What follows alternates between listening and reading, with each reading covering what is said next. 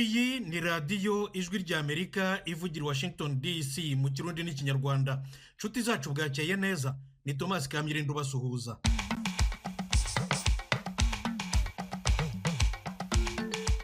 Mbanje kubifuriza wa gatandatu muhire kuri mwese banywanyi bacu. Tugiye guhera ku makuru arakurikirwa n'ikiganiro iwanyu mu ntara, nyuma yacyo turabagezaho ikiganiro cy'umuziki.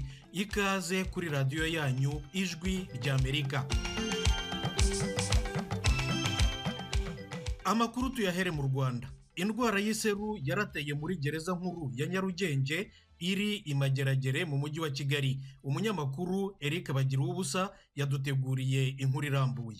Amakuru y'iyi ndwara y'iseru muri gereza nkuru ya Nyarugenge iri mageragere mu nkengero z'umujyi wa Kigali, ijwi ry'Amerika yamenya bwa mbere yakuye ku rukiko rukuru rufite icyicaro Nyamirambo mu karere ka Nyarugenge. Mu bwanditsi bw'urukiko rukuru batubwiye ko imanza zose zagombaga kuburanishwa ababuranyi bafungiye imageragere zahawe andi matariki, nabwo by'agateganyo igihe cyose iseru iri muri iyo gereza izaba yarandutse mu gihe kitazwi. Ubwanditsi bw'urukiko rukuru bukavuga ko bugiye kuburanisha abandi bafungwa mu magereza iseru itaragaragaramo. Mu bagombaga kuburana kuri uyu wa gatanu baturutse imageragere, ku isonga hari bwana Denis Kazungu ugeze ku rwego rw'ubujurire. Kazungu wakatiwe gufunga ubuzima bwe bwose, nyuma akaza kujurira icyemezo cy'urukiko rwisumbuye rwa Nyarugenge arega uruhuri rw'ibyaha bigera ku 10 birimo ibyo kwica abantu biganjemo abakobwa, yarangiza akabataba mu cyobo cyari mu nzu yabagamo mu Busanza ku Kicukiro. Umunyamategeko umwunganira Faustin Murangwa yabwiye ijwi ry'Amerika ko kimwe na bagenzi be bafunganywe, urubanza rwa Kazungu rwimuriwe mu kwezi kwa gatandatu uyu mwaka kubera indwara y'iseru yibasiye gereza ibafunze. Tuvugana na Madamu Therese Kubwimana, umuvugizi w'urwego rw'imfungwa n'abagororwa mu Rwanda, yaduhamirije amakuru y'uko gereza nkuru ya Nyarugenge yibasiwe n'iseru kandi ko abaganga bamaze ibyumweru bigera muri 2 bahanganye nayo.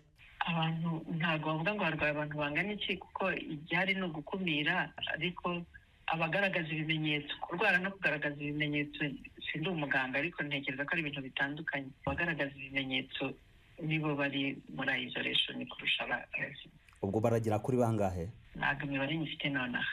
Mwaba mwarabashije kumenya uko ikinjiye muri gereza ya Mageragere i Nyarugenge? Ni amabanga y'ikigo gishinzwe ubuvuzi, ntabwo njye nyafite nonaha, ariko ibyo ari byo byose RBC n'ikigo kibakurikirana kirabizi. Umuvugizi w'urwego rw'imfungwa n'abagororwa mu Rwanda akemeza ko nyuma y'aho iyi ndwara y'iseru igaragariye muri gereza nkuru ya Nyarugenge hari ingamba zahise zifatwa. Iya mbere niyo kubabuza guhura n'abandi baturage kugira ngo batabanduza. Indi niyo kubakingira, izo nizo zihawe imbaraga cyane, noneho akiyongeraho izisanzwe z'isuku, kongera gukaza ingamba z'isuku. Abafungwa n'abagororwa bose barakingiwe? Yego, ngo barangiza gukingirwa ariko igikorwa kiracyakomeza. Ibikorwa byo gusura bihagaze bite rero ku bafitemo ababo? Ntabwo ubu turi gusurisha, nitumara kubona turangije gukingira izo ngamba zimaze gushyira mu bikorwa tuzamenyesha abanyarwanda ko bemerewe gusura, ariko ntabwo turi gusurisha. Kuva mu gitondo cyo kuri uyu wa gatanu, ijwi ry'Amerika yashatse ubuyobozi bwa Minisiteri y'Ubuzima mu Rwanda ntibyadukundira. Bwana Jean Bosco Ntirenganya uvugiriye iyi minisiteri yatubwiye ko nta raporo arahabwa ikubiyeho amakuru kuri iyi ndwara muri gereza ya Nyarugenge. Iyo biza kudushobokera bari kuduha imibare ya nyayo y'abamaze kwandura iseru muri gereza ndetse no mu bindi bice by'igihugu. Twashoboraga no kubabaza niba baramenye inkomoko y'indwara muri gereza nkuru ya Nyarugenge, byanaba ngombwa bakatubwira niba nta bantu imaze guhitana. Umwe mu bacungagereza ukorera imageragere yatubwiye ko abona abari barwaye iseru muri gereza bagenda barushaho gukira. Yabwiye ijwi ry'Amerika ko gereza yabo ibarura bagera muri 20 bakirwaye. Abafite abavandimwe babo bafungiye imageragere nabo batwemereye ko badaheruka kubasura ku minsi yagenwe bari basanzwe babasuraho. Bakemeza ko ubuyobozi bwa gereza nta makuru afatika bwabahaye uretse kubabwira ko gahunda yo gusura yabaye ihagaze. Mu ntangiro z'uku kwezi hari ku itariki ya mbere, umunyamakuru w'ijwi ry'Amerika agera mu marembo ya gereza ya Mageragere muri gahunda zisanzwe zo gusura abahafungiye. Umwe mu bacungagereza yavuze ko iyi gahunda yabaye ihagaze kuko hari ibibazo bari gukemura imbere muri iyo gereza. Uretse iseru muri iyi gereza, amakuru twamenye aremeza ko kuva mu kwezi kwa 11 na magingwa ya iseru yibasiye akarere ka Gisagara mu majyepfo y'u Rwanda. Ku gicamunsi cyo kuri uyu wa gatanu, ubuyobozi bw'ibitaro bya Kibirizi bwadusezeranije kuduha amakuru y'uburyo iseru ihagaze magingwa ya, ariko twarinze dutangaza iyi nkuru ntacyo baradutangariza. umwe mu bakozi b'ibyo bitaro biri kwita ku barwayi Seru mu karere ka Gisagara yatubwiye ko hari bamwe mu barwayi bakiri mu kato. Avuga ko bahise bafata ingamba zo gukingira abatuye akarere kose no mu nkengero zako mu mugambi wo gukumira ikwirakwira ry'iyi ndwara. Umwe mu baganga yaduhaye ubutumwa bwemeza ko iseru ari indwara mbi yandura byihuse kandi ikanica cyane. Akemeza ko kubera ingamba zishyirwa mu gutanga inkingo iseru idakunze kugaragara cyane. Umukozi mu nzego z'ubuvuzi yadusobanuriye ko iseru ari indwara iterwa na virusi ikandurira mu matembabuzi binyuze mu gukoranaho kw'abantu. Uyirwaye akagaragaza ibimenyetso by'umuriro mwinshi, uduhera umubiri wose, kuruka no gucibwamo. Bagira ubusa, Ijwi ry'Amerika, i Kigali. Hagati aho ishami ry'umuryango w'abibumbye ryita ku buzima OMS ryatangaje mu kwezi kwa kabiri gushize ko abantu barenga 306,000 barwaye iseru ku isi hose mu mwaka ushize w'2024.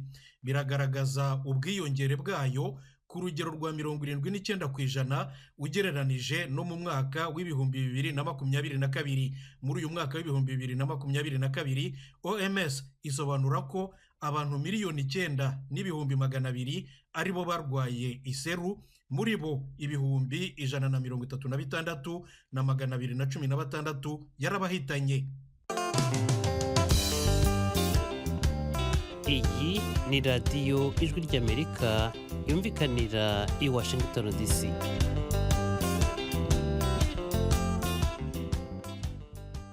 Ijwi ry'Amerika. Ba minisitiri b'ububanyi n'amahanga b'ibihugu 7 bya mbere bikize kurusha ibindi ku isi bari bateraniye muri Canada, bamaganye bivuye inyuma M23 n'intambara yo mu burasirazuba bwa Repubulika ya Demokarasi ya Kongo muri rusange. Barasaba inyeshyamba n'ingabo z'u Rwanda kuva mu bice byose bigaruriye no gushyigikira inzira y'ibiganiro bihuzwa n'umuryango wa Afurika y'Uburasirazuba n'umuryango wa Afurika y'Amajyepfo. Geoffrey Mutagoma aratubwira ibindi kuri iyi nkuru. Ibi bigaragara mu itangazo ryashyizwe ahagaragara na Minisiteri y'Ububanyi n'Amahanga ya Leta Zunze Ubumwe za Amerika.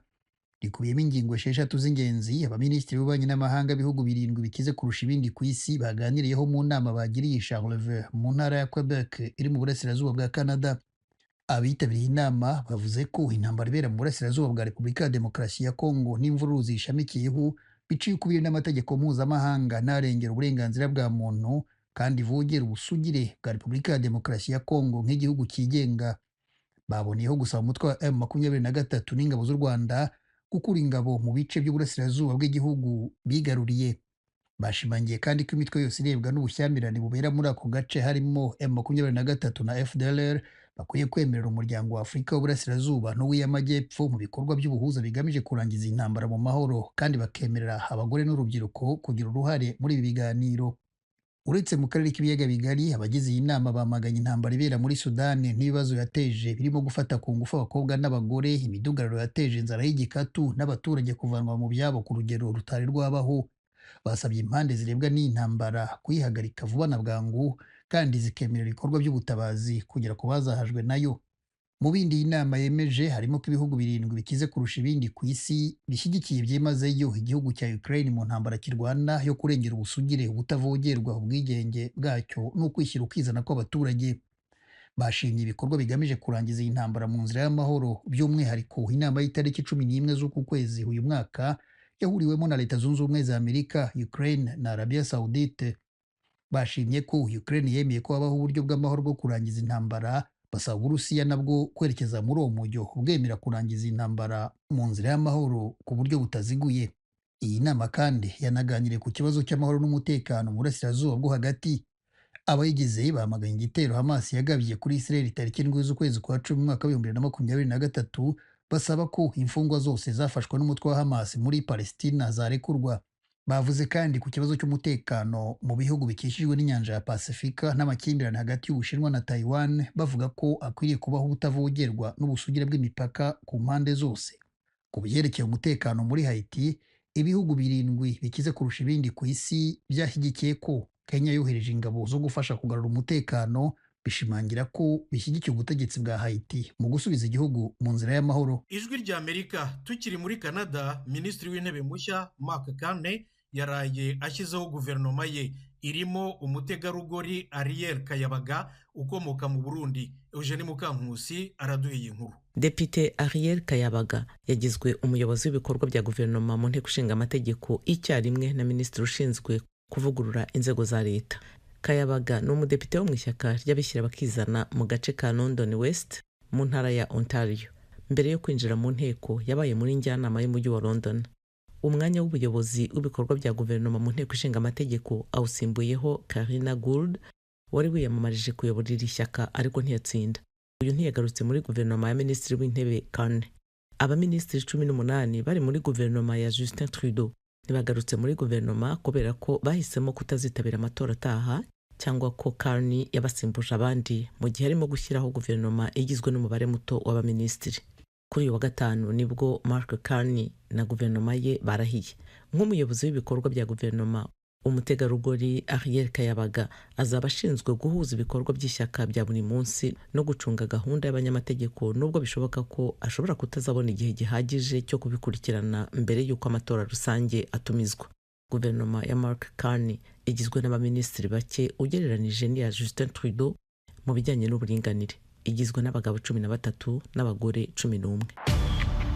Inshuti bakunzi b'Ijwi ry'Amerika, ibiganiro n'amakuru vya radio yanyu vyaba ibica ku radio canke ku mbuga ngurukana bumenyi murashobora kubikurikirana bice ku rubuga rwa WhatsApp twabashiriyeho kugira ngo biborohere kuronka amakuru agezweho ku mwanya ku mwanya. Ushaka kwinjira muri urwo rubuga ujya kuri Facebook yacu VOA Radio yacu cyangwa kuri web yacu wa3radio-yacu.com ukareba hari amabwiriza y'ukuntu wakwinjira muri urwo rubuga uciye kuri link cyangwa lien twahashyize.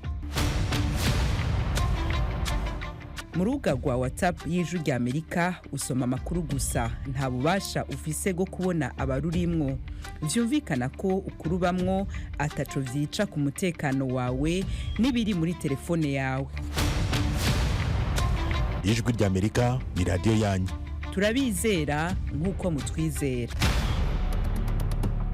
Mukomeje kumva radio Ijwi ry'Amerika ivugira Washington DC mu Kirundi n'Ikinyarwanda. Noneho tugeze kuri wa mwanya w'ikiganiro Iwanyu mu ntara. Iwanyu mu ntara. Tuyagire mwisanzuye kwijwi rya Amerika. Ni kuva kuwa mbere gushika kuwa gatanu, kuva 7 gushika 7 n'igice z'umutaga. Iwanyu mu ntara, iwanyu mu ntara, iwanyu mu ntara.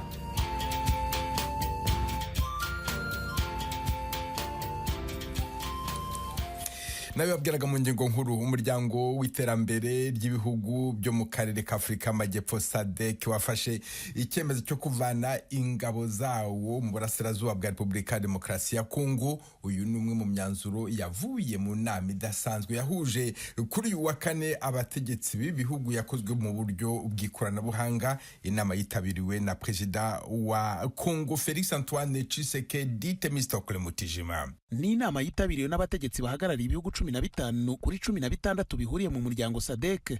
Igihugu cya Komore nicyo kitaserukiwe muri iyi nama. Ba Perezida Emerson Mnangagwa wa Zimbabwe, Samia Suluhu Hassan wa Tanzania, Hakainde Hichilema wa Zambia, Duma Gideon Boka wa Botswana, Felix Antoine Tshisekedi wa Repubulika ya Demokarasi ya Kongo, Cyril Ramaphosa wa Afrika y'Epfo, Andry Rajoelina wa Madagascar, Daniel Francisco Chapo wa Mozambique na Nangolo Mbumba wa Namibia nibo bakuru b'ibihugu bitabiriye inama. Ni mu gihe ibihugu bya Lesotho, Eswatini, Malawi, ibirwa bya Maurice na Angola byo byaserukiwe n'abategetsi bo ku rwego rwa ba minisitiri, naho ibirwa bya Seychelles byo biserukirwa na ambasaderi w'iki gihugu muri Afrika y'Epfo Claude Moller. Umwanzuro wa 10 mwigera muri 19 yemejwe n'aba bategetsi ni ugaruka ku kurangiza ubutumwa bwa SADC muri Kongo Samidi RC. Agaruka kuri uyu mwanzuro, Perezida Emerson Mnangagwa uyoboye SADC yagize ati: This extraordinary summit iyi nama idasanzwe ya SADC ifashe umwanzuro ukomeye wo kuvana ubutumwa bwacu mu burasirazuba bwa Kongo. Tugomba kwihutisha ishyirwa mu ngiro ry'imyanzuro yafatiwe mu nama ihuriweho yahuje SADC na EAC. Iyo irimo guhuza ibiganiro byo kugarura amahoro bya Rwanda n'ibya Nairobi. Hakabamo kandi ko ibiganiro ariyo nzira nyamukuru izageza abaturage ba Kongo ku mahoro arambye. mu gihe ubutumwa bwacu bwinjiye mu cyiciro cyo gucyurwa turahamagarira ko hakomeza ubufatanye mu gufasha icyurwa mu ituze ry'abasirikare bacu bose n'ibikoresho byacu byose.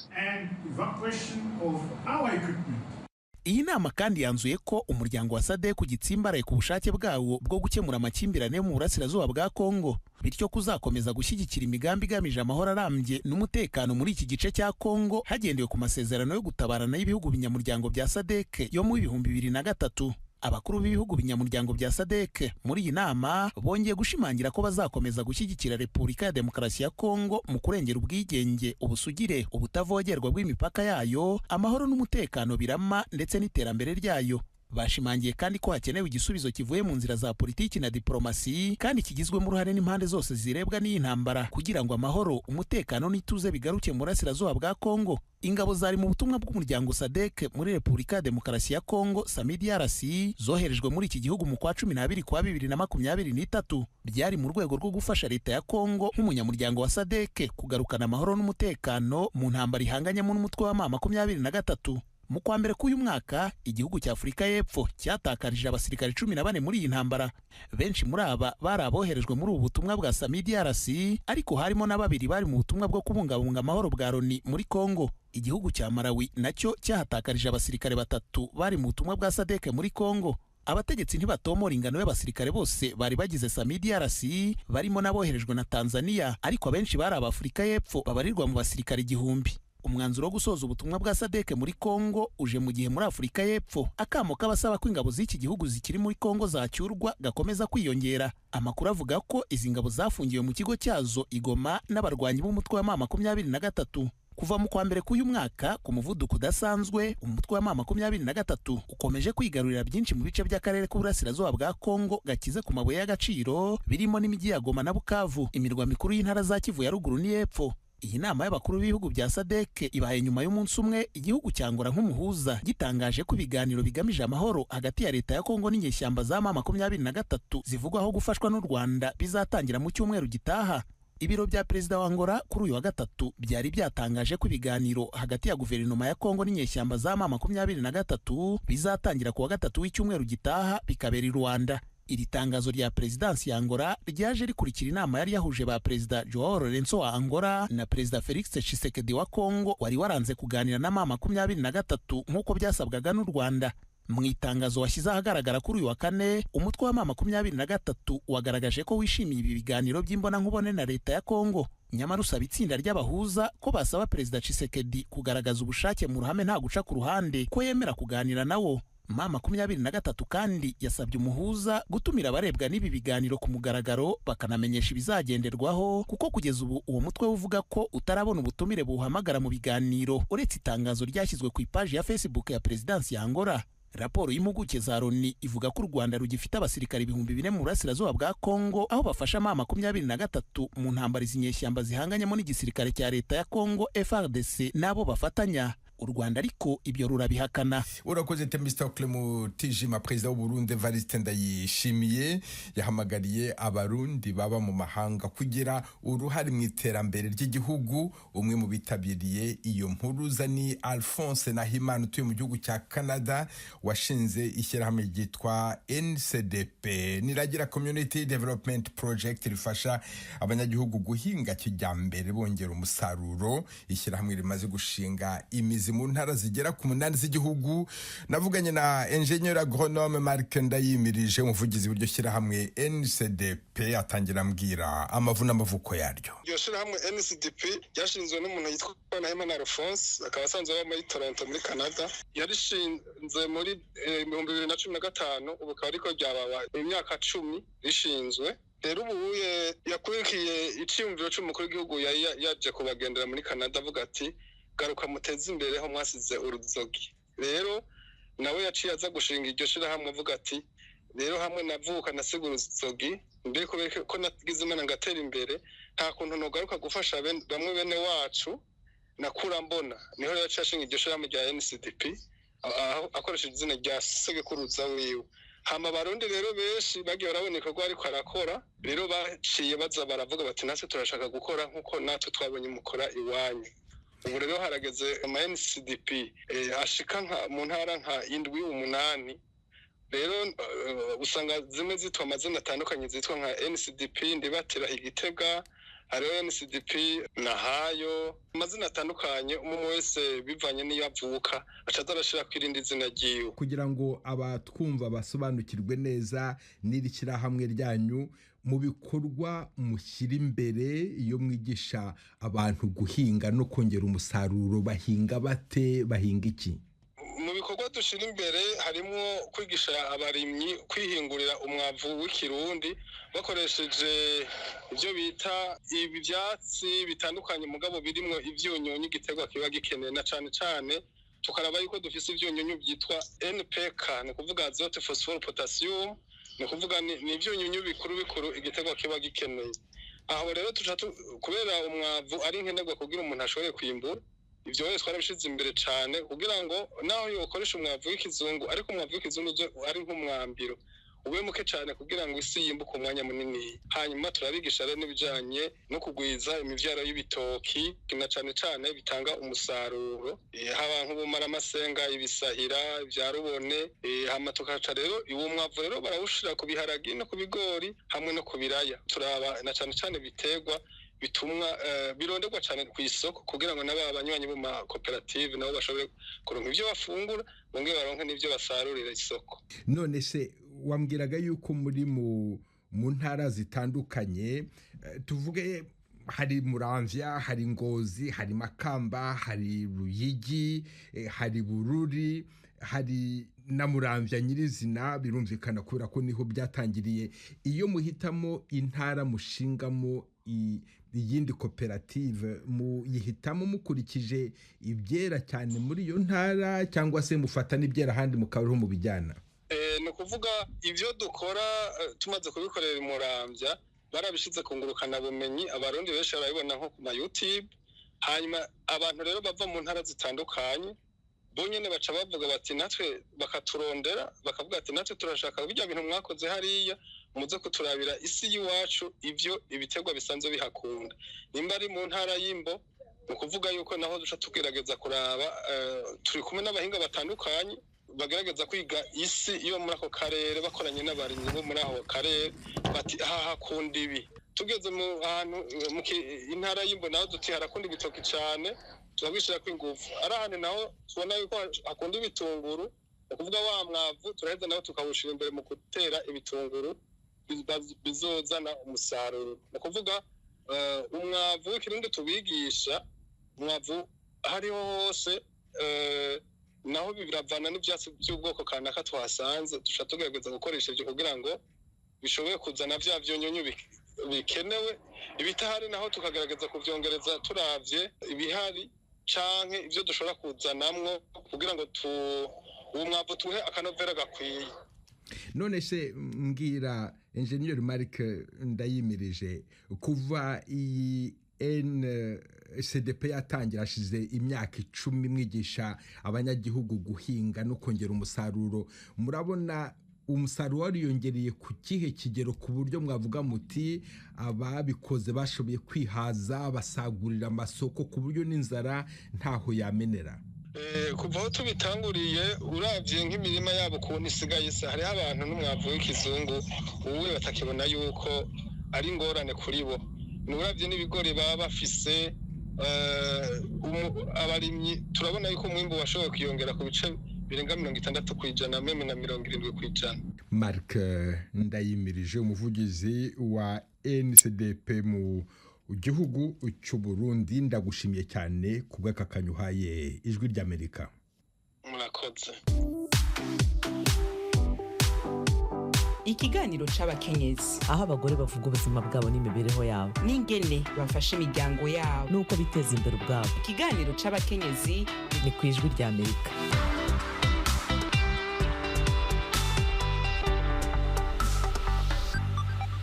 Mu Burundi abagore bavuye mu byabo mu ntara za Bujumbura na Rumonge kubera ihindagurika ry'ibihe barasaba leta kubabonera aho batura hakwiye. Bamwe bavuga ko kubera kuba ahantu hameze nko ku gasozi bahabonera isanganya zirimo guhohoterwa n'abagabo. Ni inkuru Ijwi ry'Amerika bateguriye yifashishije inshuti zayo mu Burundi. Muragezwaho na Thierry Vendayishimiye. Umwana wawe ariko arumva ivyo uri muri kurakora ntihajya rero usanga umugabo atangiye kujya hanze ko niyo kuyangarira ikira misi uguma umubwira ngo abana cyabizana ikibazo kacibizana mubano mubi mu nzu hagati y'umugore n'umugabo. Abo ni bamwe mu bakenyezi bari mu miryango leta yakuye mu bimbi ibajana mu ntara ya Cibitoke bavuga ko bagifise ibibazo biharije mu ngo. Abakunzi b'Ijwi ry'Amerika habashitse muri site Gateri batubwira ko iyo site yubakishije amahema, imiryango yahawe uburaro bivanye n'igitigire c'abayigize. Ku vyerekeye imiterere y'ayo mazu y'amahema hari abafise izipima metero kwadarato 3, abandi zisununuye gato ku buryo hovamwe ibyumba by'uburaro bw'abana n'abavyeyi. Ibyo byumba bitandukanywa n'ihema ribigaburamo hagati. Iryo naryo uri nyuma yaryo ushobora kubona ibyo gitwa ko rikingiriye. Ari naco gituma aba bakenyezi bavuga ko kubaka ingo ziramara ikibazo. Urabona umugabo n'umugore ntimushobora gukora amabanga yabubatse n'akari karabona ivyo muri kumarakora canke umwana wawe ariko arumva ivyo uri muri kurakora ntihajya rero usanga umugabo atangiye kujya hanze ko niyo kuyangarira ikira misi uguma umubwira ngo abana cyabizana ikibazo kacibizana mubano mubi mu nzu hagati y'umugore n'umugabo. Abo bakanyura bona ntibiborohera twebwe turanasaza ihema wihindukize natse ndi hajya ndakumva none wumva baryama gute barakwiye uburaro bukwiye erega umubiri uragoye araraba kugena ari buhindukire mu bana akabona biragoye. Aba bakenyezi bisanga bariko barahohoterwa nabo bubakanye kubera ubu bukene bw'uburaro. Umwe mu bimuwe bakugwa muri site Gisagara Ininahazwe Ninete umukenyezi akiri muto w'abana 3 avuga ingene umugabo adasubira kwitaho gutanga ibitunga umuryango. Ntushobora kumuha iminsi 2-3 ngo akwihanganire nyamore cyatangura kukwimirasiyo ngo wowe kuransabirasiyo je ivyo ndagusaba ukabinyima umubano utangura kuba nabi umugore nawe ucujyahe kuri twebwe rero tutarana ronka n'ukuntu tutangura kurondera cyabitugora. Ivyo biruko mu gihe atamikoro bafise kuko atamatongo bararonswa yo kurimamwo kuko nayo bakuwemwo babojijwe kuyasubiramwo. Manirama Jacqueline n'uyundi mukenyezi akiri muto yomowe n'imyuzurira muri Kinyinya ya 2 muri zone Gatumba wasigura ko n'ubworozi bw'ibitungwa bito bito yahora akora bwahagaze ku kubura ikibanza cabwo kubera ahantu hari hato urashaka kugura inkoko kubera zitisanzura aho ziba kandi zafite no zitembera nyene gutse ukazusanga zanapfuye ushobora kudishira ngaho impande y'umuri aho azubakiye wamurira ukazimera nabi ushaka kugira ingorane nk'akarongo rya mama Vuyaha yararanguye inkoko kwa 3 aranguye inkoko 5 ushaka kwa 3 nkubu hamaze gupfa 2 kubera zitisanzura aho zirara.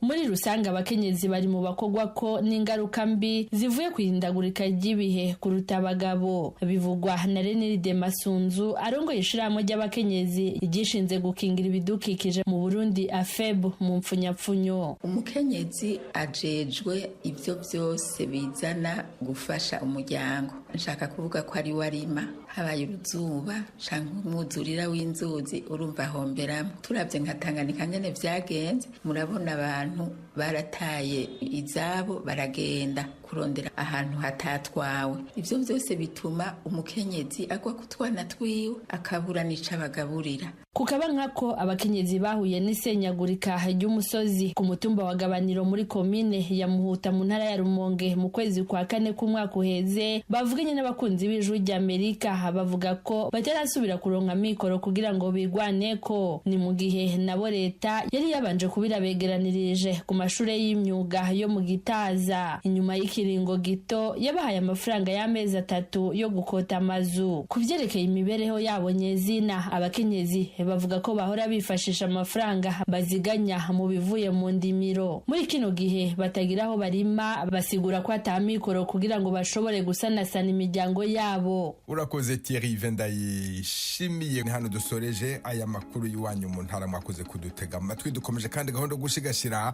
umuco karande n'ururimi gakondo. Dore umugani uyu munsi umugore mwiza asegura inkokora inkoko zikarinda zibika. Umunsi mwiza, mwari kumwe na Venuste Nshimiyimana.